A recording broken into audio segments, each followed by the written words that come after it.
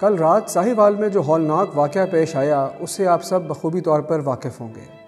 اگر میں یہ کہوں کہ میں یہ جانتا ہوں کہ ان بچوں پر جن کے سامنے ان کے ماں باپ کو گولیاں ماری گئیں ان پہ کیا گزری ہوگی تو یہ سراسر جھوٹ ہوگا۔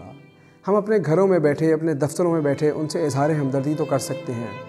لیکن ان بچوں کے دکھ اور ان کی کیفیت نہیں سمجھ سکتے کہ جن کے سر کے اوپر سے گولیاں گزر رہی ہوں اور ان کی آنکھوں کے سامنے ان کے والدین کو چن چن کر مارا جائے۔ ہم ایک اسلامی ریاست کی بات کرتے ہیں، ہم ریاست مدینہ کی بات کرتے ہیں،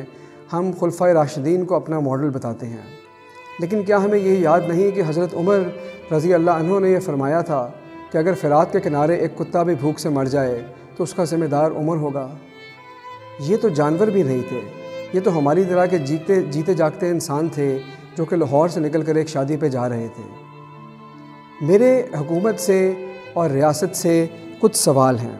اور سوال یہ ہیں کہ یہ جو کاؤنٹر ٹیررزم ڈپارٹمنٹ ہے اور یہ جو ان کا کلیم ہے کہ یہ لوگ ٹیررسٹ تھے یا اغوا کار تھے، یہ جو بھی تھے کیا ڈیو پروسیس آف لا ان کا حق نہیں تھا؟ دوسرا کویشچن میرا یہ ہے کہ بارہا بتایا گیا کہ انٹیلیجنس رپورٹس میں ان کو یہ پتہ تھا کہ جو بھی ٹیررسٹ ہوں گے وہ اپنی فیملیز کو ایز اے شیلڈ استعمال کریں گے۔ ایسی صورت میں ایجنسیوں کا پلان کیا تھا؟ کیا ان کو یہ نہیں پتہ تھا کہ اس میں کوئی کولیٹرل ڈیمیج ہو سکتا ہے، اس میں کچھ بچے انوالو ہوں گے؟ میرا تیسرا سوال یہ ہے کہ جب اس طرح کے انکاؤنٹر ہوتے ہیں تو ان کے SOPs کیا ہوتے ہیں؟ وہ کون سا لمحہ ہے جس پہ پولیس کو یہ اجازت ہوتی ہے کہ وہ ایک فائر کرے؟ کیا وہ ایک نہتے شہری پہ جس کے پاس کوئی بندوق نہیں، کیا وہ یہ فائر کر سکتی ہے؟ میرا چوتھا سوال یہ ہے کہ جب آپ نے تصاویر میں دیکھا ہوگا کہ جس گاڑی کا ایکسیڈنٹ ہوا اس کے ارد گرد لوگوں کا ایک ہجوم جمع ہے،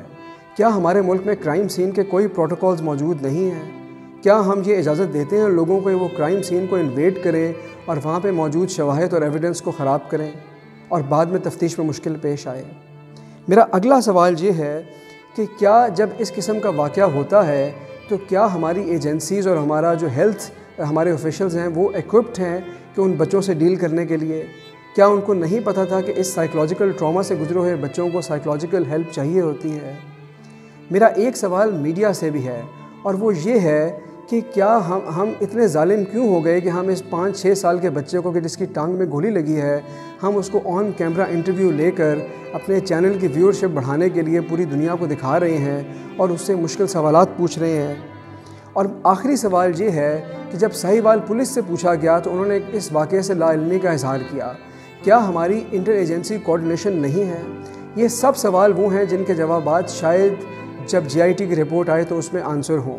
لیکن یہ بہت گمبھیر مسائل کی نشاندہی کرتی ہے اور یہ بتاتی ہے کہ ہمارا جو گورننس کا سسٹم ہے وہ کس قدر ویک اور رن ڈاؤن ہو چکا ہے۔ میں جب اس واقعے پہ نظر ڈالتا ہوں تو کبھی کبھی میرے دل میں یہ خیال آتا ہے کہ کاش ہمارے ملک میں جنگل کا قانون ہوتا،